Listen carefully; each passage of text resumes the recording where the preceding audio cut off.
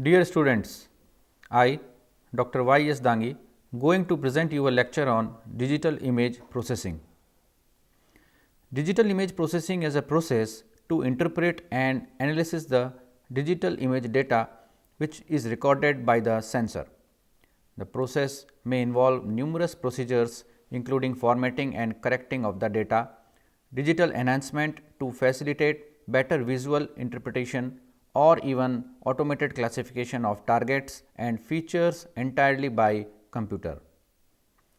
The common image processing function can be categorized into the following four categories: pre-processing, image enhancement, image transformation, and image classification and analysis.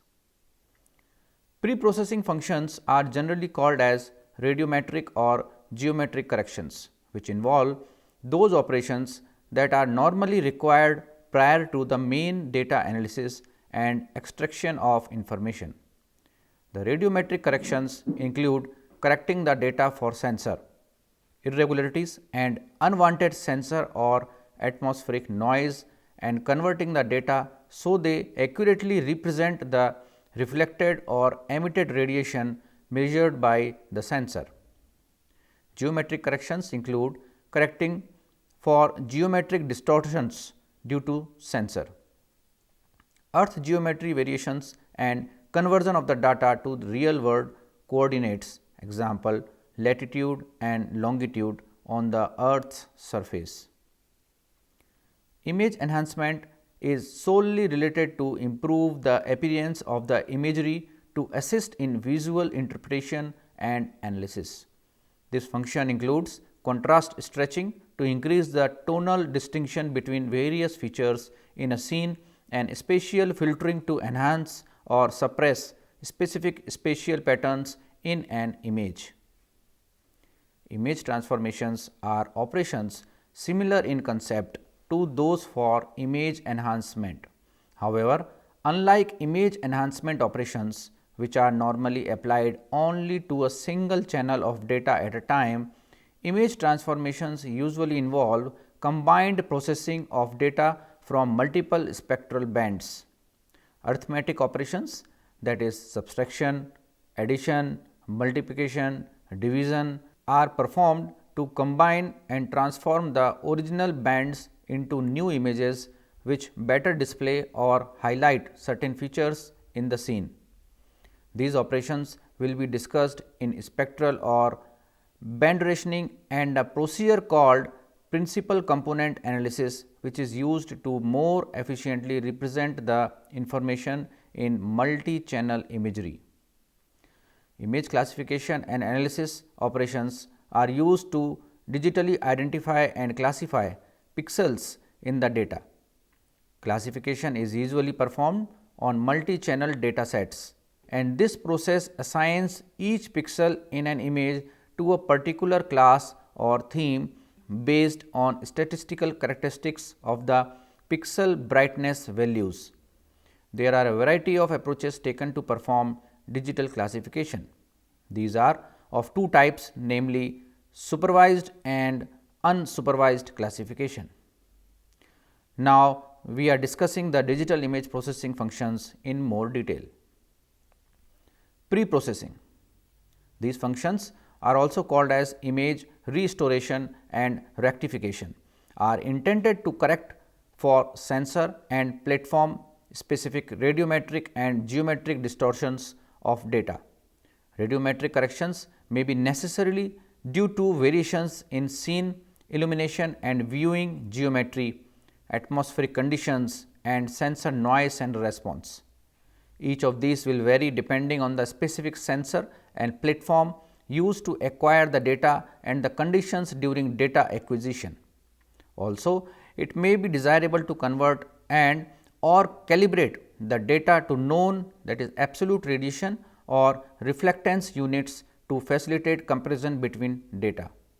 Variations in illumination and viewing geometry between images for optical sensors can be corrected by modeling the geometric relationship and distance between the area of the earth's surface imaged, the sun and the sensor. This is often required so as to be able to more readily compare images collected by different sensors at different dates or times, or to mosaic multiple images from a single sensor while maintaining uniform illumination conditions from scene to scene. As we have learned earlier, scattering of radiation occurs as it passes through and interacts with the atmosphere. This scattering may reduce or attenuate some of the energy illuminating the surface. In addition, the atmosphere will further attenuate the signal propagating from the target to the sensor. Various methods of atmospheric correction can be applied, ranging from detailed modeling of the atmospheric conditions during data acquisition to simple calculations based solely on the image data. An example of the latter method is to examine the observed brightness values, that is digital numbers, in an area of a shadow or for a very dark object such as a large clear lake A, and determine the minimum value, that is B. The correction is applied by subtracting the minimum observed value determined for each specific band from all pixel values in each respective band. Since scattering is wavelength dependent, the minimum values will vary from band to band. This method is based on the assumption that the reflectance from these features, if the atmosphere is clear, should be very small. If not 0, if we observed values much greater than 0, then they are considered to have resulted from atmospheric scattering. Noise in an image may be due to irregularities or errors that occur in the sensor response and or data recording and transmission. Common forms of noise include systematic stripping or bending and dropped lines. Both of these effects should be corrected before further enhancement or classification is performed. Stripping was common in early Landsat MSS data due to variations and drift in the response over time of the 6 MSS detectors.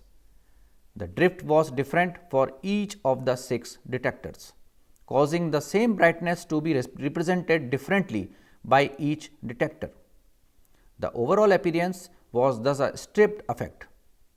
The corrective process made a relative correction among the 6 sensors to bring their apparent values in line with each other. Dropped lines occurs when there are systems errors which result in missing or defective data along a scan line.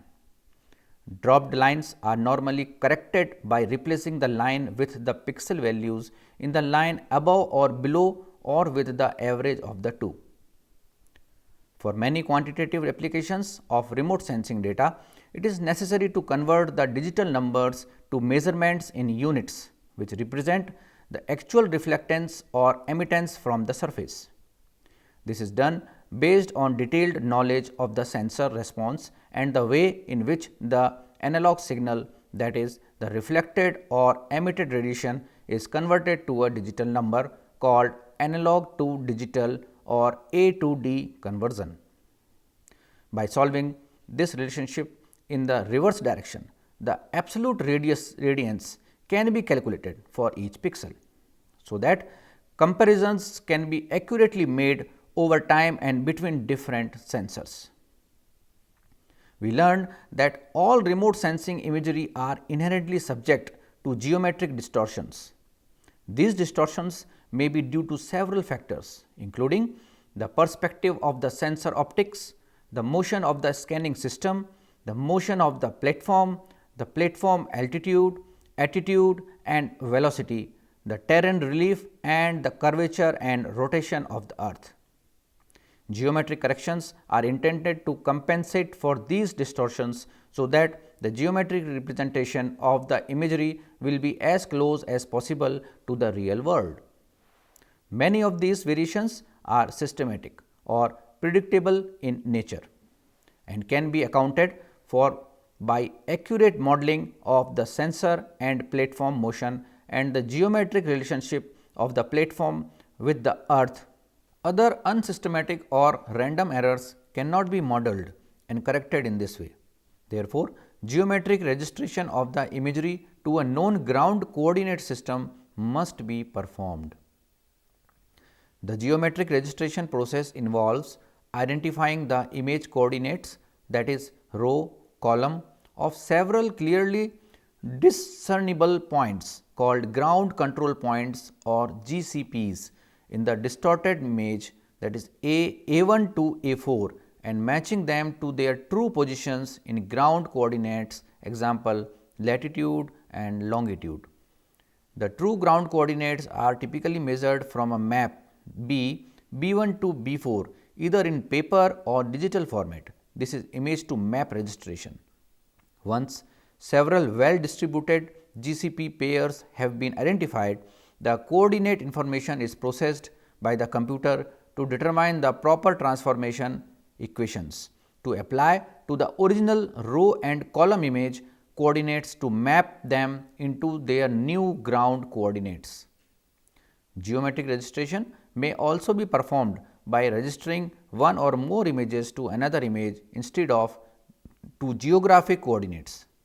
This is called image to image registration and is often done prior to performing various image transformation procedures or for multi-temporal image comparison. In order to actually geometrically correct the original distorted image, a procedure called resampling is used to determine the digital values to place in the new pixel locations of the corrected output image. The resampling process calculates the new pixel values from the original digital pixel values in the uncorrected image. There are three common methods for resampling nearest neighbor: bilinear interpolation and cubic convolution. Nearest neighbor resampling uses the digital value from the pixel in the original image, which is nearest to the new pixel location in the corrected image. This is the simplest method and does not alter the original values, but may result in some pixel values being duplicated while others are lost. This method also tends to result in a disjointed or blocky image appearance. Bilinear interpolation resampling takes a weighted average of 4 pixels in the original image nearest to the new pixel location. The averaging process alters the original pixel values and creates entirely new digital values in the output image. This may be undesirable if further processing and analysis, such as classification based on spectral response, is to be done. If this is the case, resampling may best be done after the classification process. Cubic convolution resampling goes even further to calculate a distance weighted average of a block of 16 pixels from the original image which surrounds the new output pixel location. As with bilinear interpolation, this method results in completely new pixel values. However, these two methods both produce images which have a much sharper appearance and avoid the blocky appearance of the nearest neighbor method. Image enhancement. Enhancements are used to make it easier for visual interpretation and understanding of imagery. The advantage of digital imagery is that it allows us to manipulate the digital pixel values in an image. Although radiometric corrections for illumination, atmospheric influences and sensor characteristics may be done prior to distribution of data to the user, the image may still not be optimized for visual interpretation. Remote sensing devices, particularly those operated from satellite platforms, must be designed to cope with levels of target or background energy which are typical of all conditions likely to be encountered in routine use. With large variations in spectral response from a diverse range of targets, example forest, deserts, snowfields, water, etc., no generic radiometric correction could optimally account for and display the optimum brightness range and contrast for all targets. Thus, For each application and each image, a custom adjustment of the range and distribution of brightness values is usually necessary. In raw imagery, the useful data often populates only a small portion of the available range of digital values, commonly 8 bits or 256 levels. Contrast enhancement involves changing in the original values so that more of the available range is used, thereby increasing the contrast between targets and their backgrounds. The key to understanding contrast enhancement is to understand the concept of an image histogram. A histogram is a graphical representation of the brightness values that comprise an image. The brightness values, that is 0 to 255, are displayed along the x axis of the graph. The frequency of the occurrence of each of these values in the image is shown on the y axis. By manipulating the range of digital values in an image graphically represented by its histogram, we can apply various enhancements to the data. There are many different techniques and methods of enhancing contrast and detail in an image. We will cover only a few common ones over here. The simplest type of enhancement is a linear contrast stretch.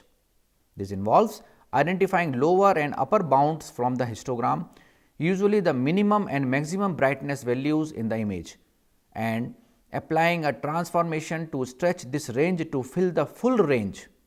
In our example, the minimum value, that is occupied by actual data in the histogram, is 84 and the maximum value is 153.